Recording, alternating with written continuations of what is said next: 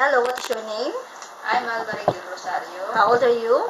I'm 44 years old. What is your religion? I'm Catholic. Are you married? Yes. Okay. Do you have kids?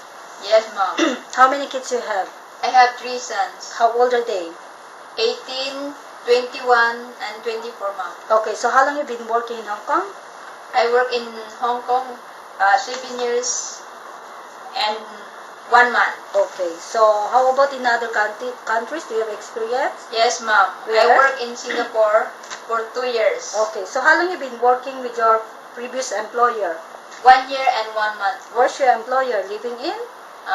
South Horizon, Aptichao. How many square feet of your employer's house? 1,090 square feet. Okay, how many family members there? There are 3. How many children? 1 mom. How old? 14 years old. Okay, so would you please describe your daily working schedule? What time you wake up in the morning? I wake up in the morning at 6:30. I prepare the breakfast for sir and the sons and madam. And then? Then my daily routine is cleaning, washing, go to market. Okay. How about dinner? What time you cook?